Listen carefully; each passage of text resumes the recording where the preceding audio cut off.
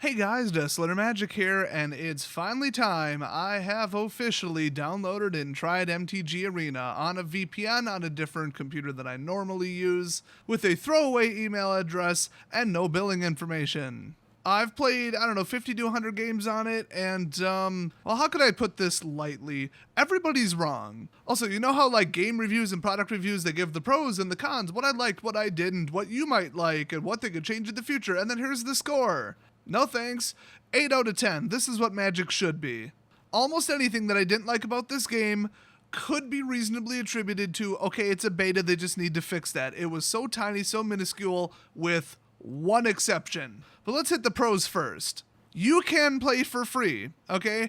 I'm Silver Tier 2, and I haven't spent a penny. I mean, this is gonna sound so arrogant, but I'm just good enough at deck building that I could take the free cards they gave me and just destroy somebody with them. I've been to like 40 pre-release events, and sealed is my specialty. You give me a card pool, I will build something disastrous out of it, but disastrous in a good way. So, the graphics, are they up to par with a modern game? A modern low-budget indie game, yes. A modern AAA title, oh hell no. So it's somewhere in between, and I mean, you're not running around with a gun and looking at the scenery, so it's like, yeah, I think it's appropriate for what it is. And everybody's saying, oh, I don't need the special effects, the 3D, all the sparkles, the smoke. Yeah, you don't need that, but it doesn't hurt, and it actually does slightly help. It makes the game a little tiny bit more exciting. And when you're like, yes, they let my 9/9 double strike trampler through, which honestly, at that point, do you care if they let it through? Bad example, but it's like, thud, it just hits him, and the whole screen shakes, and it's just like, damn, it's like they just took a steel chair to the face.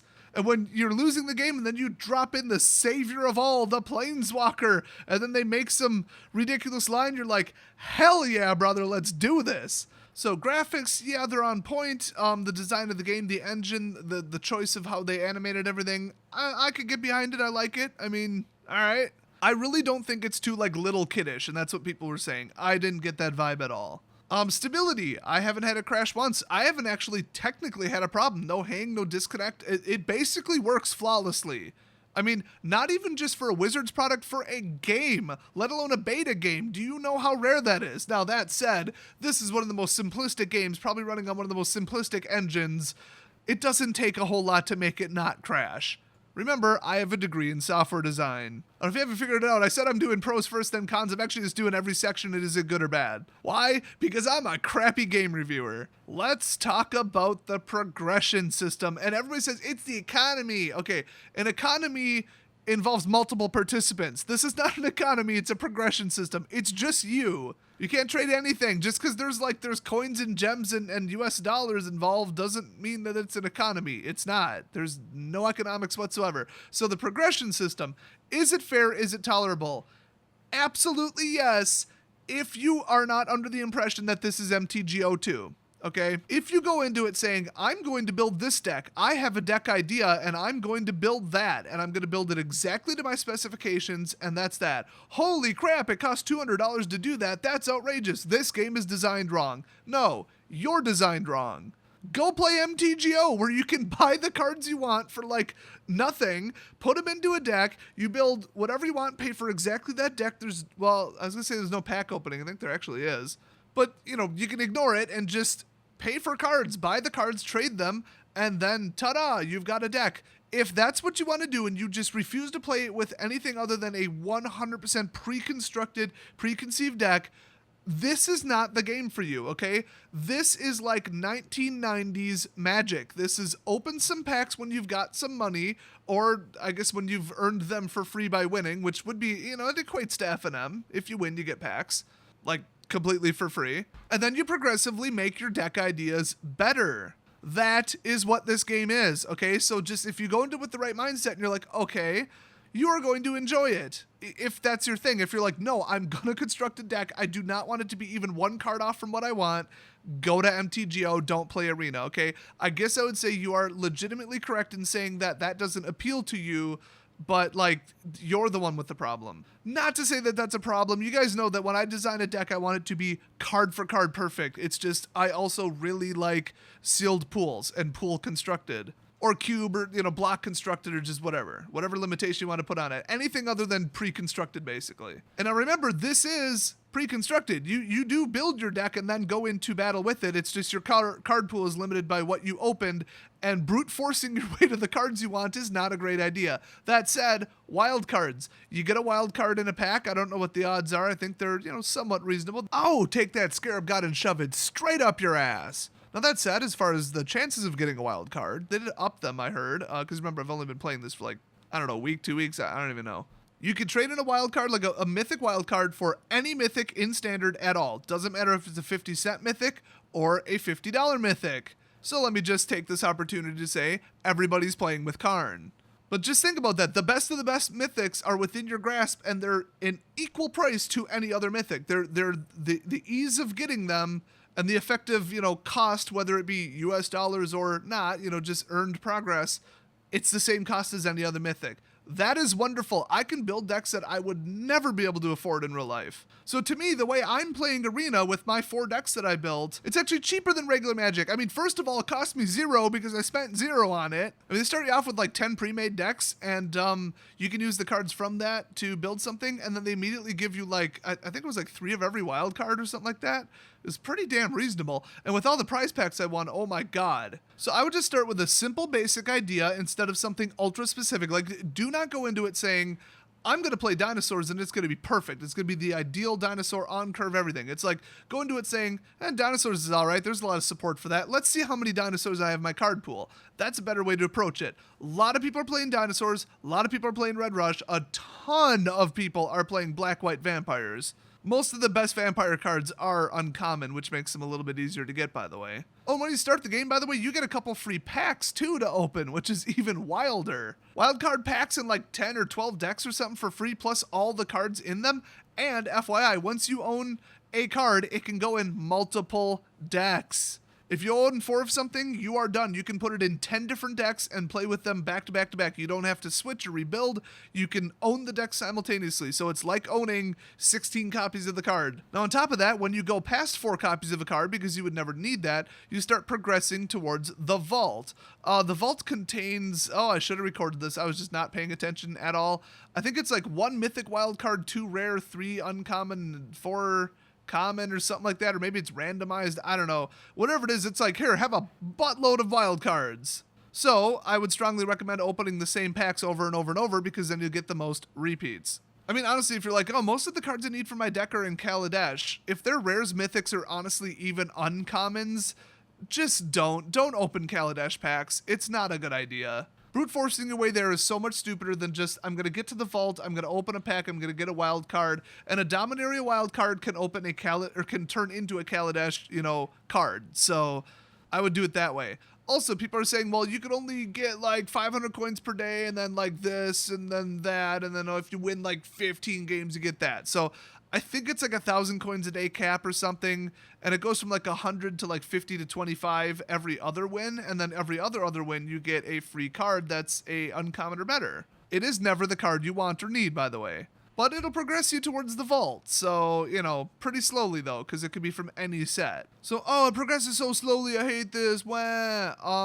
Are you one of those people where you enter an RPG and you're I want to be level 99 right now? Because if so, you're really quite immature. Yes, I want my deck to be perfect. Yes, I really, really urgently need another copy of Shana. I mean, I want that uncommon wild card more than any card I've ever wanted in my entire damn life. But guess what? The deck works just fine for now. It'll just be slightly better in the future when I finally get it. That adds to the excitement, and it's yeah, you're running a subpar deck, but guess what? I'm still winning with it. See, look, I literally just won with it.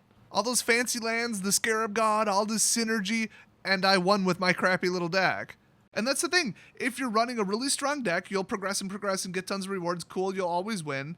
But then it probably doesn't need work, so who cares what you're winning? If it's a weak deck, you're going to lose half your matches, which will keep you to silver tier 5 or even bronze or starter or whatever they call it. And guess what? You'll be playing with people who are just as bad as you, or I should say just as bad of a deck as you're running. Which means that you'll win, 50, 60, 70% of the time against those people. It's not like they'll match you up against some gold tier person and you'll just get destroyed every single match because your deck sucks and you need better cards in it. So literally the only people complaining about Arena are ones who want to win every single game, and they get pissed off if they even lose one. And you guys know people like that exist. Have you been to MTGO or X-Mage? Yes, people like that exist. They're shallow, weak, pathetic, egotistical pieces of human garbage. If you just want to play and have fun and know that some games are going to be losses, it is what it is. No matter how good your deck is, you're still going to get mana screwed once in a while. Just deal with it. That's Magic, okay? It's not all about you. You don't have to win every match. You don't have to take it personally as an insult to your manliness because you lost one game of Magic, okay?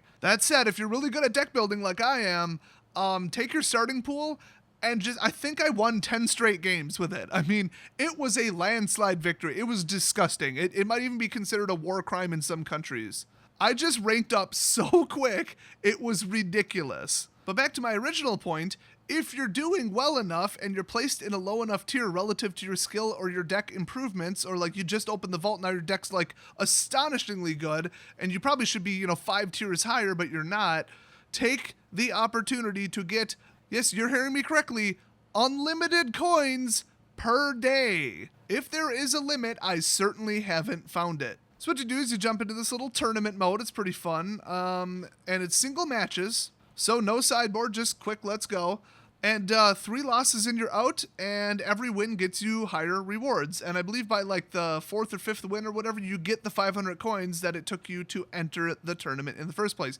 If you get blown out in 3, what the hell deck are you running? But also you get 100 coins. Little participation trophy, little 20% refund on the old entrance fee there. But if you get to 7 wins before 3 losses and win the whole damn thing, you get 1,000 coins, and then you can enter the tournament again. That's a profit of 500. And even if you just slightly don't make it, I mean, that's 800. You guys are seeing the tiers up on screen right now.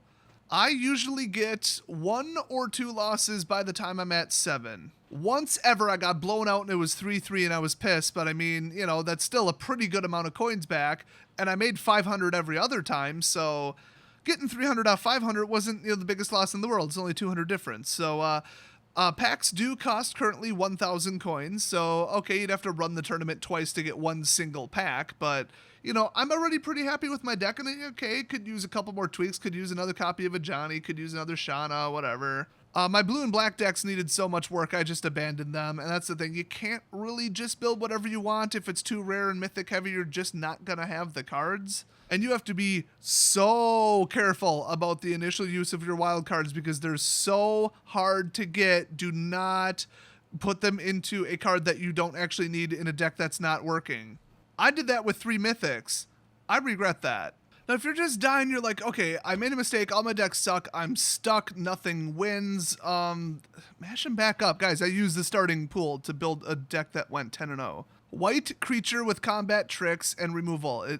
You can never go wrong with something that basic. But I mean, taking a free-to-play game and being like, okay, all the developer time and everything, all the artists, everybody they paid, the programmers, the company, I am going to give them $0. I'm absolutely never going to spend money on this game ever, ever, ever, just on principle, because free games are just trying to take your money.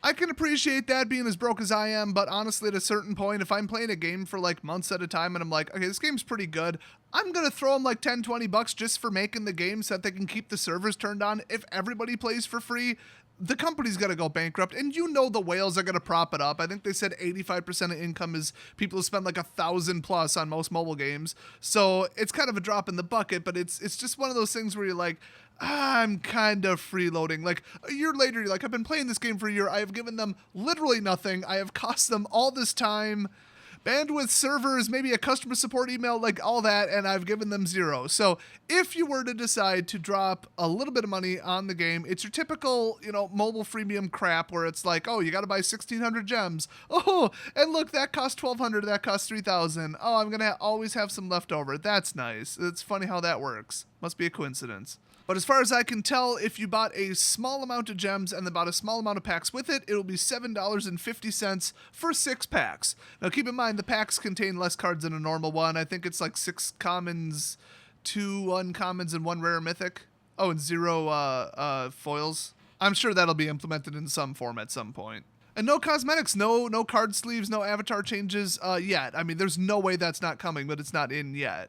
And I will say, 6 packs will get you pretty far, but I have won like multiple packs at a time and opened them, and I wasn't real thrilled with the results, but sometimes you get real good runs.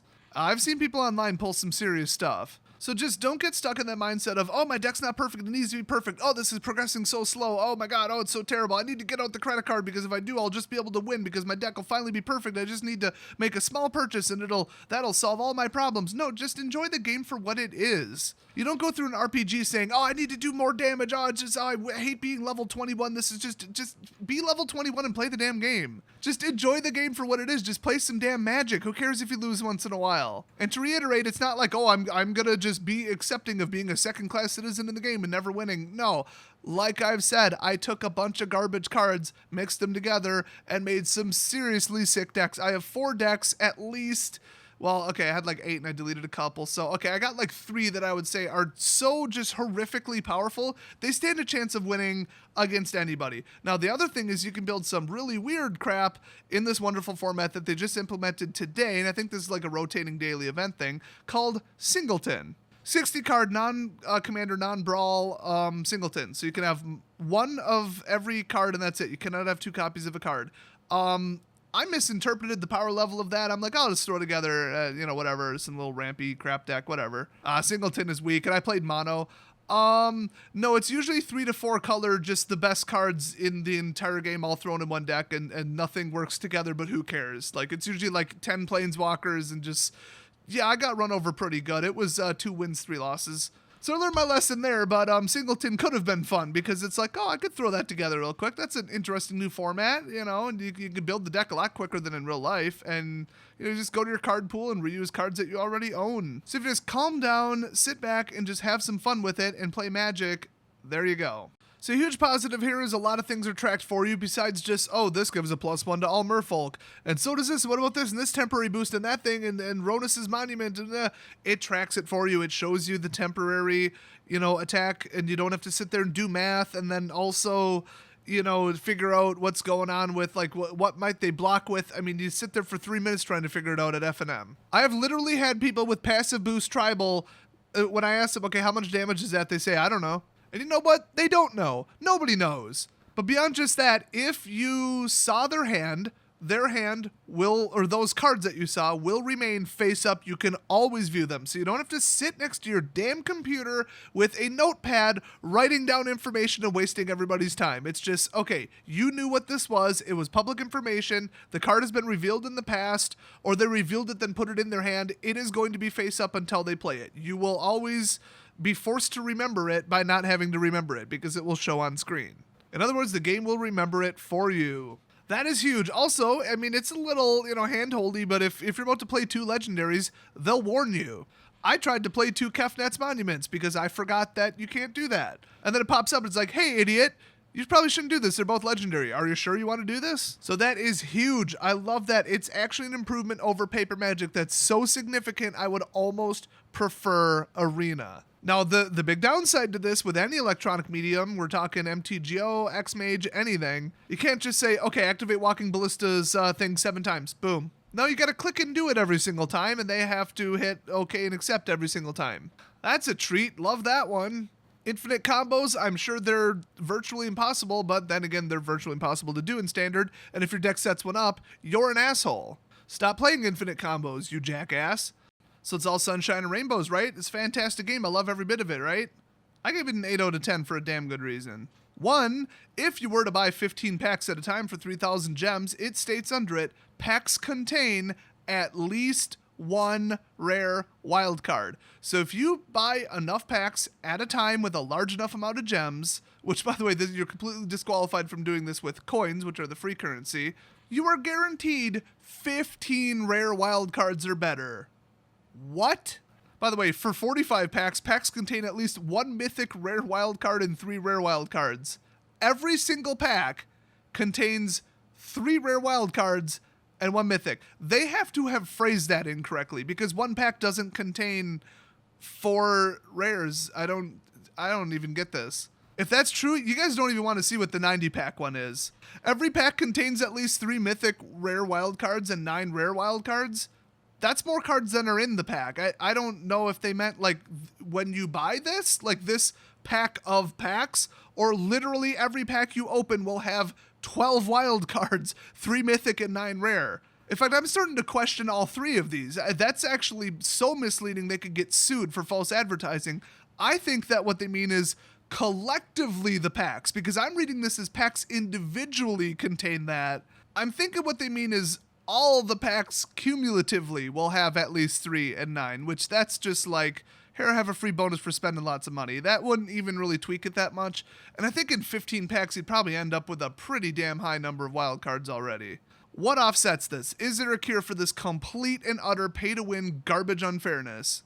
Yes, those people will be in the gold tier and you won't ever have to play them. I mean, trust me, I've been there. You start going up a tier, up a tier, up a tier, up a tier, and then eventually you're going to start losing because you're going to find somebody who dropped hundreds of dollars on the game, and your chance of beating them isn't great. I mean, it's still a chance. Like, your deck always has a chance if you built it correctly. Every one of my decks has a chance of winning against literally anything. But holy crap, I've gone up against 1 or 2, maybe 3 people that are running like a real deck, like a deck that they would bring to F&M.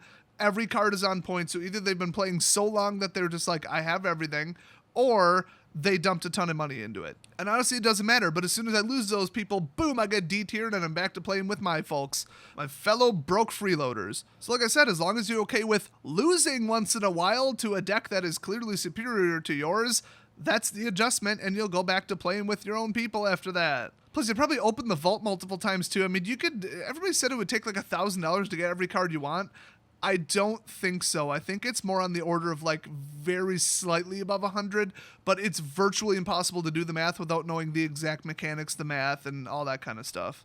But no, for you people who have some money, unlike me, first of all, go buy a Desolator Magic t-shirt. We got all kinds of really funny ones. Actually, only one of them actually says Desolator Magic on it. The rest are hilarious. Link in the description. But also, if you're like, hey, every time a standard set comes out, I buy a box. You know, it's $115 or $100, $110, $105, whatever. I've heard all kinds of numbers. You drop $100 on this game, you're the king of the damn game. I guarantee you could build one deck of your choice. I mean, come on. You'd almost have just like limitless cards to build something. So I don't like the pay to win crap, but one, you could earn limitless coins per day.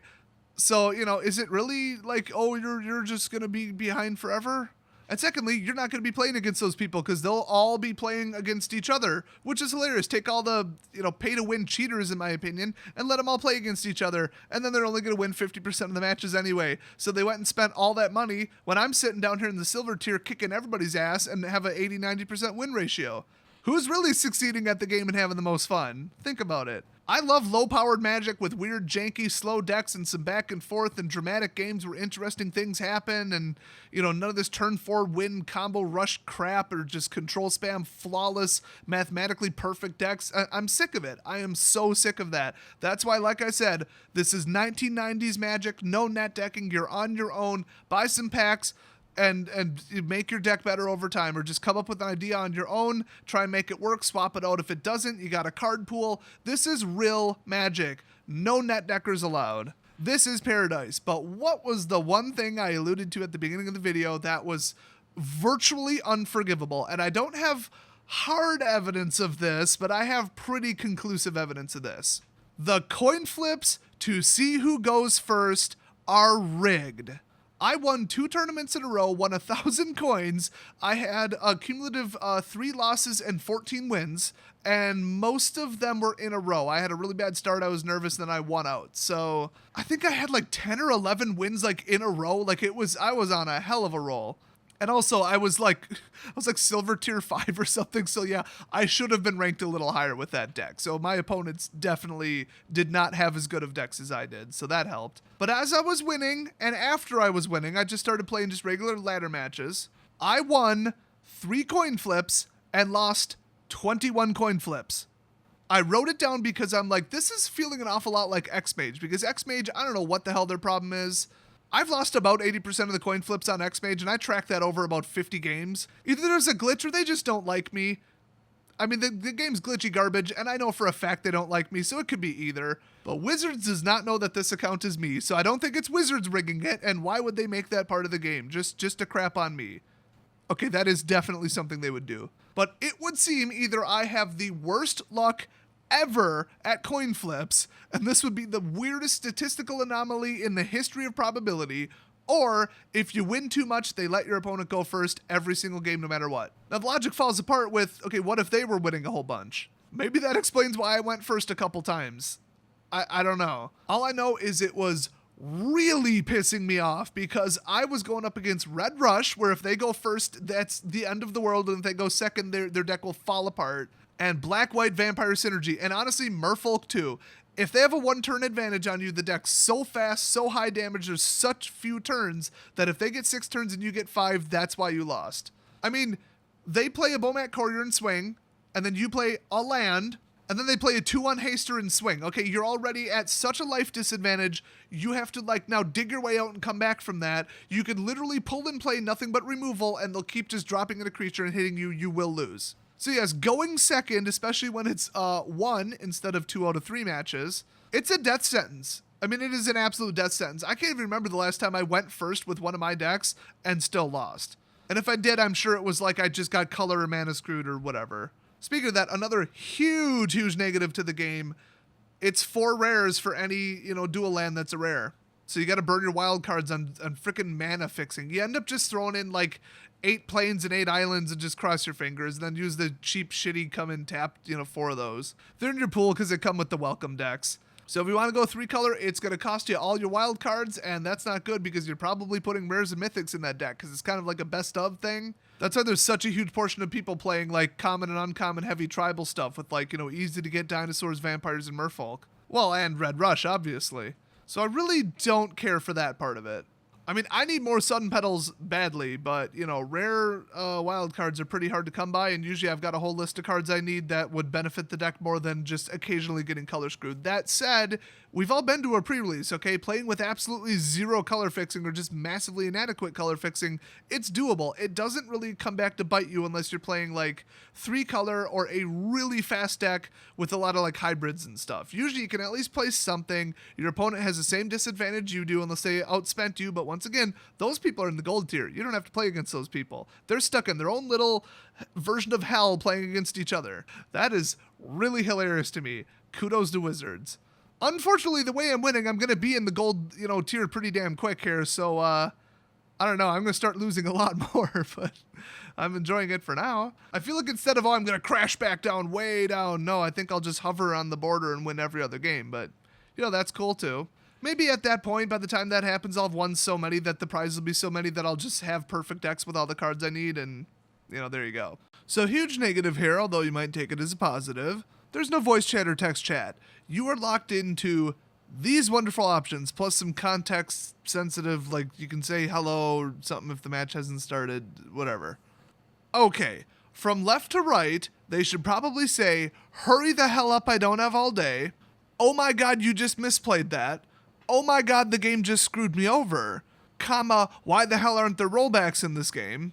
The next one would be, oh, I blinked for a second, what did you just play? Because the game has no historic logging whatsoever. In fact, even in like your pack openings and rewards, there is no log. I mean, Pokemon Go added an activity log. If something distracted you for 1 second and you missed something, you missed it. It's gone. Huge negative there. And I think the last one should just say, fuck you. And maybe add a couple more, like, why are you playing that toxic pile of garbage that you call a deck? It's literally 30 control cards, and the rest is just crap that I'm gonna kill. It's a waste of everyone's time, and I'm probably still gonna win. What the hell is wrong with you? Get the hell off MTG Arena.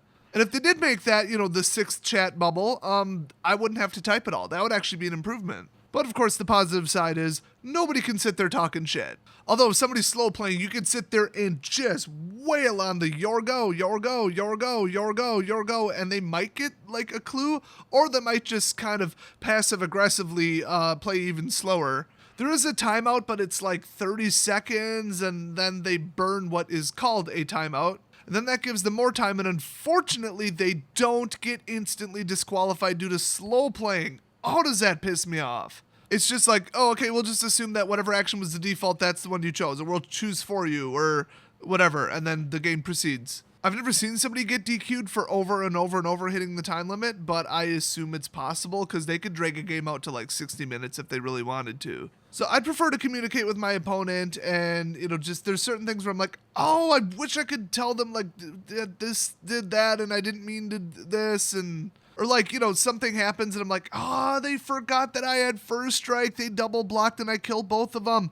I'd love to just be in the chat. Hey, he has first strike. That's why, that one didn't die. Just a quick little message, just a friendly little, that's why that happened. And once again, no log, no text, no, creature takes first strike. There's no rolling text like an X-Mage. So that's just like a mountain of more complaints. So let's get back into something I do like. So unlike, I think MTGO works this way, I've never actually used it, you can play for free. You can jump in to a match with somebody, an official ranked ladder match, and play for free. No entry fee. You could literally lose 50 games in a row and all it'll do is derank you, which actually helps you out. So if you're winning prizes. If you're losing, you're actually still winning prizes because there's achievements like, cast 30 white spells and get 500 coins. Just don't pay to enter the paid tournaments. Just go on the ladder. And the more you lose, the better it helps you. And the more you win, the better it helps you. Just play Magic and you'll progress. It's a progression system. So as long as you don't rage out when you lose, there you go. It's a perfect product. Except for the coin flips being rigged. That is honestly unforgivable. I'm tempted to drop this to a 7 out of 10 just for that. But I'll keep monitoring it. Maybe it's a fluke, or maybe when I blow the lid off it, they'll remove it from the game. That would be nice. But I mean, there's daily and weekly rewards where it's like, you can win multiple whole entire packs. So instead of just, I got to get to 1,000 coins. Oh boy, I won 25 coins. Yay. You can just win a pack. I think in a week you could win like 3 or something. And losing games doesn't like reverse your progress towards it. It's just get 10 wins, get a pack or whatever. Doesn't matter at all how many games it actually takes you. And that's wonderful. It's fair. It's fun. I like it. Now just imagine when they launch this and you go to a pre-release and get a promo card for 5,000 gems for free. Okay, they would never do that. Probably 1,000 gems for free, which they already confirmed before they even showed a screenshot of this program. They confirmed they are doing that. They're absolutely doing that. And then there's the whole New Zealand thing. I don't even know how that's going or what's going on there. I think that would almost ruin it because somebody could just pick up, 36 packs. And remember, they could just buy the actual, codes online. I'm sure they'll go for like 50 cents a piece or something. You'd be like, okay, I have a perfect, thing now. But then welcome to hell. You're playing against only people with, limitless every card and flawless decks and you're going to lose. I mean, if you're going to do that, just go to MTGO. So the less they give people, the better. Now, if it was just, here, have, 1,000 coins just for showing a pre-release, that's not much, but it's something. It's like, cool. It gets people to the stores to play events. Now, if they gave me a custom avatar for showing up to game day, now we're talking. The cosmetics is, limited edition cosmetics where you can only get them by going to a pre-release or a game day or an open house. Oh my God, would that be awesome? That would be so smart. It would achieve the goal they're going for, and it wouldn't, just have, they just gave their money to the LGS. Now they're not going to give any money to the arena because they got 1 million free packs. Whoops. I really don't think that's a good idea at all. So that is the entire world of Arena. If you have any other questions about anything, I've played just about everything. I haven't played a draft yet. I heard they're horrifically overpriced, and everybody just grabs cards that they actually need, because one draft, who cares? You lose the draft because, I'm playing, red, white. Oh, there's that blue mythic I need for my deck. Of course you're going to draft it because it's your only chance of grabbing the damn mythic. Who wants to wait for a mythic wild card? You'll just grab the card you need. It'll ruin your deck and ruin your draft, but then you go on to play 100 matches with that deck. So drafts they just don't work at a basic level in Arena. That said, I absolutely despise draft. I hate everything about it. I can't stand drafting. So, I mean, there are other details, like instead of the quick constructed, you have competitive constructed, which uses sideboards, I believe. Never actually done it. It's 2 losses and you're out, 5 wins, and you get 2,100 gold and 3 cards. Hello. Oh, by the way, that's right, you win cards too for doing these little miniature tournaments. So 2 quick things that I forgot to mention, just want to breeze over them. Huge oversight. Worst impression I could ever have in the first 5 minutes of Arena. No tutorial, no explanation, no here's what this section does, here's what this button does. None of the buttons have labels, there's no text, and if you hover over them, they do not have a tooltip popping up saying what they do. There are buttons where I still don't know what they do. At least have like an intro guide thing or a guided thing where it overlays little, click on this, it does this. Just a little 1-minute thing, but it's a beta. Maybe they're going to add it later. Maybe they don't care about, initial impression. It's the beta test. You know what you're doing. You're beta testing it. And secondly, if you play like 100 matches, you're going to start getting sick of the same deck, but you probably only had enough, just with free coins, free packs, whatever, enough wild cards to really like get one deck perfect or close to it. And you can only play one stupid deck so many damn times before you're like, okay, I'm just sick of this stupid deck. Then you want to go to like a completely different color, different strategy. Well, you can't, because you'll notice, okay, you go to build the deck, I'm missing 20 cards. Okay, well, my other deck's not perfect yet, so I got to put every single wild card into that just to power it up so I can, win. Oh, great, I'm stuck playing basically one, maybe two decks, and that's it. If you want to play a third, fourth, fifth deck and get it up to like a highly competitive level so that you're not just absolutely BSing your way through it, like if there's a card that you want, like Gideon, and you have 0 copies, well, then I guess you're not building a Gideon deck. I mean, it's to the point where you just literally can't build the deck. Oh, unless you give them money and open more packs, then you can. So that I don't like, because I like building a very high volume of decks, and I found that very annoying. So the rest of this whole video was like in the context of, can you build a deck, or maybe two, that are highly competitive that can win without having to pound out a ton of money? Yes. What's the quality of the gameplay? Not great after a long period of time. Oh, and one more consideration, and as far as I know this hasn't been answered, what happens when stuff cycles out? All that money, all those cards, all the wild cards you turned in, it's just poof, your money disappeared. Or will they take every single rare that you're losing and give you a wild card for it? That would be insane. I mean, people could just throw $100 at the game and never spend money ever again. They just wait for rotation and then, oh cool, I'll build 8 more decks. If they do something in the middle, and let's be honest, they're going to have to do that, it'll be like, okay, something rotated out, you lost this many cards, have 5% of that in wild cards. And it's like, oh, cool, I just got 8 wild cards, All right, I mean, okay. Better than paper where you just lost them, right? No, you probably buy listed them 4 weeks out. So they better do something to compensate people, I'm just saying. It's easy enough to get coins, it's fun, I like it. I mean, I've pretty much said everything there is to say about this, so leave any of your comments or questions or anything down in the comments section. And yes, I've finally played Arena. Will I ever stream it? Probably, if I can properly cover my name in XSplit. Then again, I mean, 100 people watching the stream, or actually it's usually 200 or 300, all jumping in and spamming the join button. Somebody's going to join my game, figure out who I am, and leak my name online, and then Wizards will have maybe some of my information. Like I said, no billing information, throwaway email, and I'm going through a VPN, but, let's be cautious. So maybe I won't stream it, I don't know. So that's it. I encourage you all to go check it out for yourself, and I think when it launches, it'll be pretty darn popular. So I will see you guys next video.